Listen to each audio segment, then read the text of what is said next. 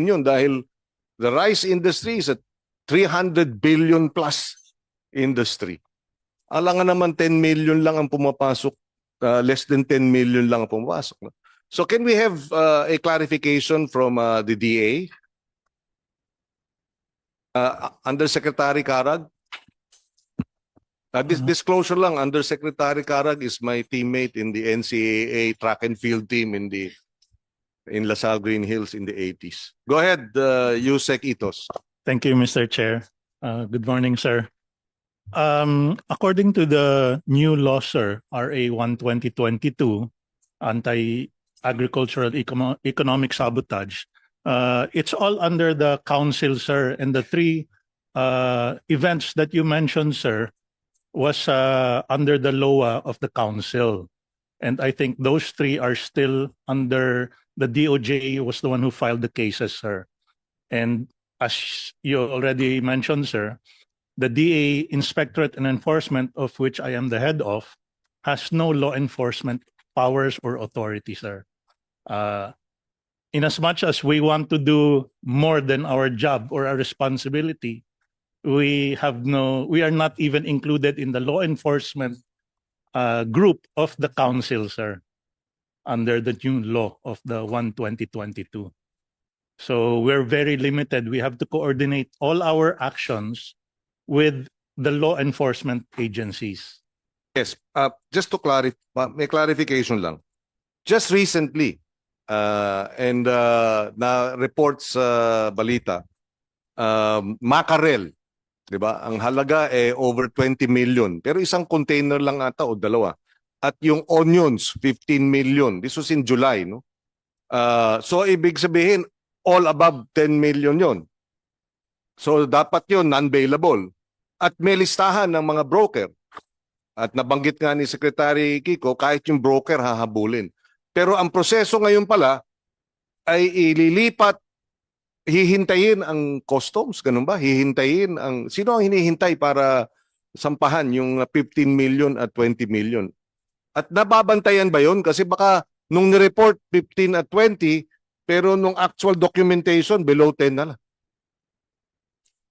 Actually, we are continuing to surveil with the BOC, the new admin of the BOC, sir. And they do have all the containers still within their jurisdiction. But it's under the BOC and the council, sir.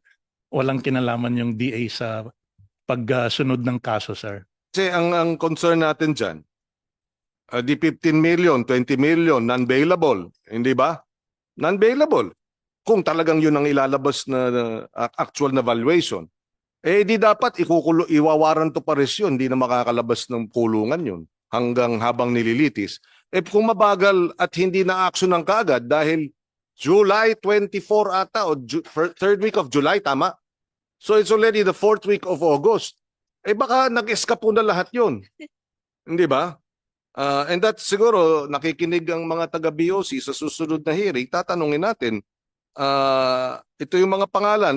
Let's place it on record para meron ng maliwanag na what is, okay, where are you? Para on record, and we would like the BOC, if they're listening, no? Ilalagay na natin on record dahil minsan hindi nalalaman yung pangalan tinatago o kaya kung ano-ano, di ba? So, kung hindi man sinasadya, parang nababaon sa limot. Okay, where are you? There. So, on record, we'll place it for purposes of this hearing. The following: consignees of shipments suspected to contain smuggled agri-report products. 1024 Consumer Goods Trading, ang customs broker, Lugin Arm Ramos Tenero. Berches Consumer Goods Trading, customs brokers, Burley Bitoy Ramos, Efrenio Abelio Jr., Gretchen Francisco Jimeno, Jason Alolor Ejes, John Cyril Mapa Imperial, Kimwell Blair Lopez, Linding Lasan Estrella, Muscolari Rose Sinuto Gonzales, Mir de la Torre Ramos, Richelle Bautista Ramirez, Rodalyn Gokong. Number 3, EPCB, Consumer Goods Trading, Customs Broker Elaine Joy Gedaria.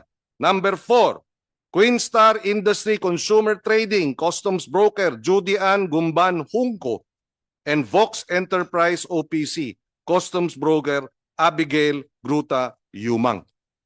Yan yung mga pangalan nila at yan yung mga customs brokers at yung kumpanya. At under the Anti-Agriculture Economic Sabotage Law, pag 15 at 20 million ay dapat non-bailable economic sabotage cases. So technically, kung may basehan at nakita mismo ni Secretary Kiko, nandun mismo si Undersecretary Carag, sila mismo ang nagbuka o nakita nilang binuksan, dapat sampahan na ng kaso at arestuhin na ang mga ito. Hindi lamang yun, nung panahon natin, nung tayo ang NFA Council Chairman, yung mga pangalan nito blacklisted na sa anumang future which is importation. Dapat bina-blacklist yan.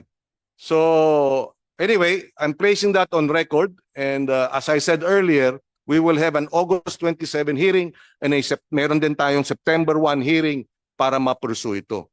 But how do we move forward? Kung ganyan ang sitwasyon, Secretary, ano ang solusyon para mapalakas o mabigyan kayo ng dagdag ng ngipin? Yusek Carag. I think the Secretary wishes to. Mr. Chair, ang request namin ng DA with Yusek Carag is actually bigyan kami ng enforcement powers. And ang gusto rin namin, if possible, is kami yung maging secretariat, if not the member naman of the council, at least maging secretariat para ma-handle namin maigi yung sitwasyon. Kasi kami talaga nakakaalam kung sino, ano, Saan? paano. And actually, we already know it.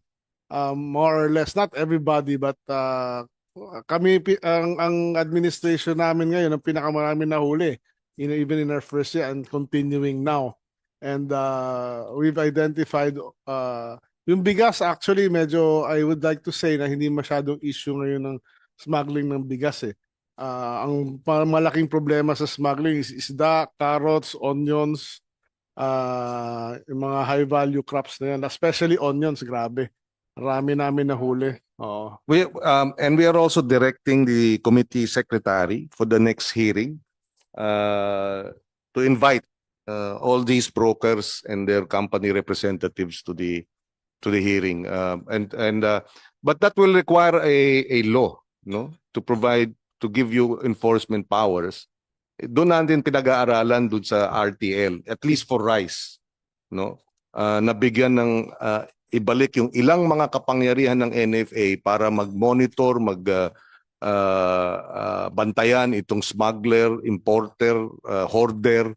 Kasi dyan naglalaro na yung inuunti-unti. Meron pang isa, naalala ko, wala pa ako sa Senado, 2 years ago, if I'm not mistaken, nagreklamo yung Philippine Ports Authority dahil yung bigas na inimport under the reduced tariffs, narumpa sa mga port nila. After 3, 4, 5 months, binigyan ng permit to import dahil nga mababa ang taripa, pero hindi pa nilalabas doon sa port. Nagreklamo yung PPA, 6 na buwan na hindi pa nilalabas. So doon pa lang immediately, hindi ba hoarding na yun? Kaya nga pinapasok yung bigas na yun dahil nga mataas ang presyo ng bigas, pero 6 na buwan nang nasa PPA, hindi pa nilalabas.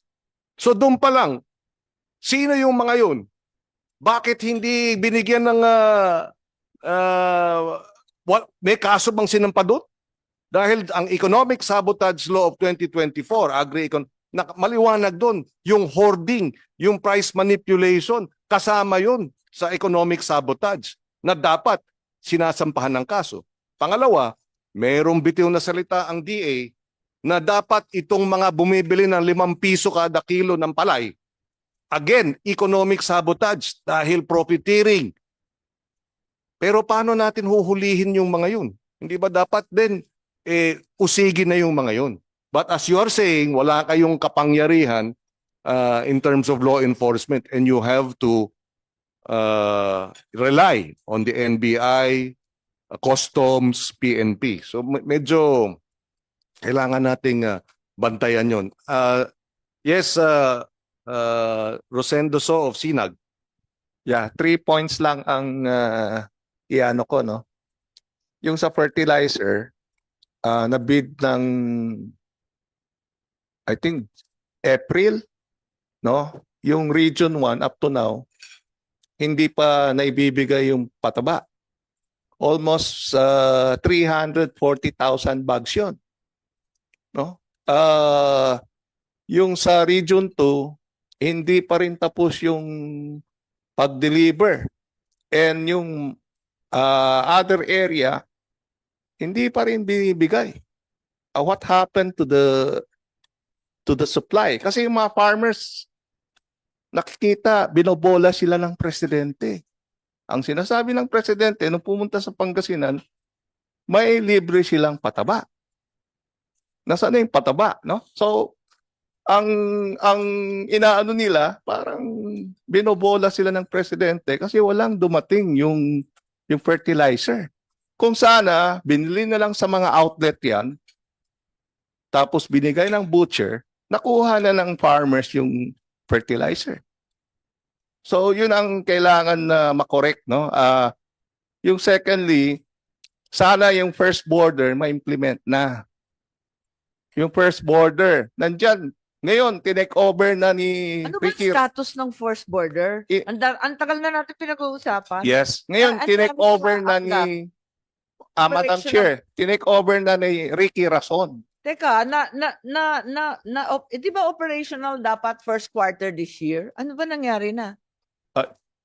Yung Di ba nagkaloko-loko muna sa lupa?